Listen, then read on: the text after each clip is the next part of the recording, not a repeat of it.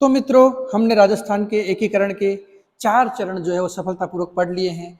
अब उसके बाद में राजस्थान के एकीकरण का 5वां, 6ठा और 7वां ये 3 चरण और जो है वो महत्वपूर्ण है और उस 7 चरण के बाद में राजस्थान का जो एकीकरण है पूर्ण होता है। तो यहाँ जब हम लोग देखते हैं तो ये जो राजस्थान का हमारा एकीकरण जब हुआ तो उसमें जो वृहद राजस्थान था, ठीक है, कौन सा था? वृहद राजस्थान, जो कि चौथे चरण में बना था।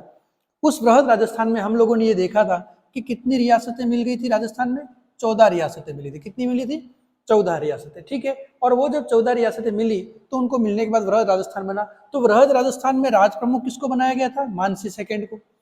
महाराज प्रमुख किसको बनाया था? भोपाल सिंह को, उदयपुर को। राजधानी किसको बनाया था? जयपुर को। और उस समय प्रधानमंत्री कौन बने थे? हीरालाल शास्त्री। मतलब अपन लोग देखें तो पहले चरण में जो प्रधानमंत्री थे वो कौन थे? शोभाराम कुमावत। शोभाराम कुमावत ये पहले चरण में प्रधानमंत्री थे। दूसरे चरण में प्रधानमंत्री कौन थे? गोकुललाल असावा। कौन थे? गोकुललाल असावा। तीसरे चरण में प्रधानमंत्री कौन थे? माणिक्यलाल वर्मा। माणिक्यलाल वर्मा। और चौथा चरण जो वृहद राजस्थान था उस समय प्रधानमंत्री कौन थे? हीरालाल शास्त्री। इसको याद करने की एक बहुत सुंदर ट्रिक्स है। शोभा गोकुल की मणिहरी, ये ट्रिक्स आपकी मदद करेगी। शोभा गोकुल की मणिहरी। अब शोभा गोकुल की मणिहरी तो शोभाराम कुमावत जो कि पहले चरण में प्रधानमंत्री थे, गोकुललाल असावा जो कि दूसरे चरण में प्रधानमंत्री थे, माणिक्यलाल वर्मा जो कि तीसरे चरण में प्रधानमंत्री थे और हीरालाल शास्त्री जो कि चौथे चरण में प्रधानमंत्री थे। तो चौथा चरण, पांचवा चरण और छठे चरण में ये पूरा इसी प्रकार से रहेगा। चौथे, पांचवे और छठे तीनों चरण में राज प्रमुख मानसिंह सेकंड, महाराज प्रमुख भोपाल सिंह, राजधानी जयपुर और हीरालाल शास्त्री को प्रधानमंत्री बनाया गया, है ना। तो यही जो प्रधानमंत्री है वही पद आगे जाकर के कौन सा पद हो जाएगा? मुख्यमंत्री का पद हो जाएगा। कौन सा पद हो जाएगा? मुख्यमंत्री का पद हो जाएगा। तो एक्चुअल में जब हम लोग अब वृहद राजस्थान के बाद में संयुक्त वृहद राजस्थान की बात करते हैं तो संयुक्त वृहद अभी तक जो मत्स्य संघ बना था,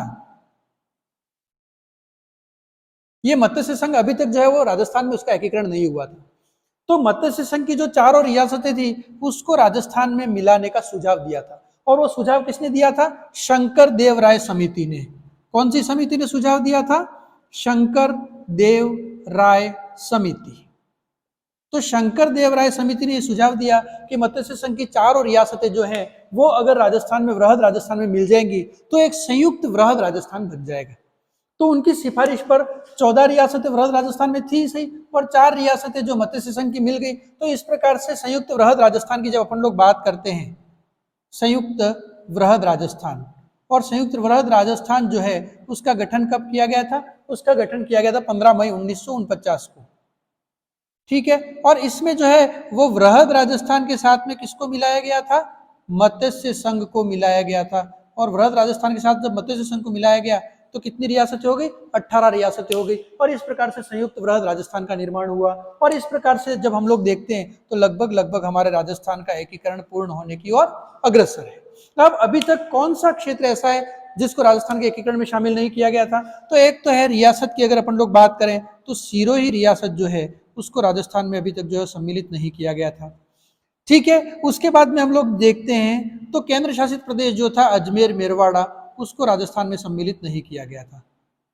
यहाँ पर सीधे एक अंग्रेज अधिकारी बैठता था। तो अब उसके बाद में जब हम लोग देखते हैं तो संयुक्त वृहद राजस्थान 15 मई 1949 को जब इसका गठन हुआ, उसके गठन के समय में उसके प्रधानमंत्री कौन थे? हीरालाल शास्त्री। और हीरालाल शास्त्री फिर जो है वो 5वें चरण में भी प्रधानमंत्री थे और 6ठे चरण में भी वही थे। और यही पद फिर आगे जाकर के किस पद में कन्वर्ट हो गया? मुख्यमंत्री के पद के रूप में कन्वर्ट हो गया था। तो जब हम लोग देखते हैं तो राजस्थान संघ की हम लोग बात करते हैं तो राजस्थान संघ का जो गठन किया गया वो कब किया गया था? 26 जनवरी 1950 को। और 26 जनवरी 1950 को फिर राजस्थान में किसको मिलाया गया था?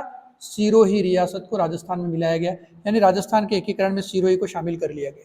लेकिन सिरोही में आबू देलवाड़ा को शामिल नहीं किया था।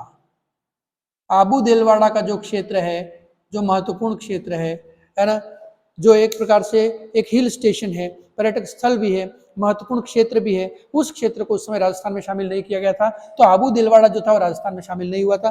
बाकी आबू दिलवाड़ा को छोड़ करके जो है वो पूरा सिरोही जो है वो राजस्थान में शामिल हो गया था। इस प्रकार से राजस्थान की 1900 रियासतों का एकीकरण जो है वो पूर्ण हो गया था, राजस्थान संघ का गठन हुआ और उस राजस्थान संघ में फिर 19 रियासतों को मिला करके और फिर एक राजस्थान का निर्माण किया गया। और वो 19वीं रियासत जो राजस्थान संघ के रूप में छठे चरण में 26 जनवरी 1950 को राजस्थान में मिली, वो कौन सी थी? सिरोही थी। लेकिन सिरोही के किस क्षेत्र को नहीं मिलाया गया था? आबू दिलवाड़ा को नहीं मिलाया गया था। यही पूरी पूरी कैबिनेट उस समय भी रहेगी, यही राज प्रमुख रहेंगे, यही महाराष्ट्र प्रमुख रहेंगे, यही राजधानी रहेगी और यही प्रधानमंत्री हीरालाल शास्त्री रहेंगे। तो इस प्रकार से राजस्थान संघ का गठन हुआ 26 जनवरी 1950 को और 18 रियासतों में एक रियासत सिरोही को जोड़ करके और फिर 1900 रियासतें जो थी उनका विलय कर दिया गया, उनका एकीकरण किया गया और एक वृहद स्वरूप में जो है राजस्थान का निर्माण, राजस्थान का गठन हो गया। लेकिन अभी भी आबू दिलवाड़ा राजस्थान में नहीं मिला था और उसके बाद में अजमेर मेरवाड़ा को राजस्थान में नहीं मिलाया गया। तो इसको लेकर के राजस्थान के पूर्ण एकीकरण जो है वो अभी उसमें भी थोड़ा सा समय था।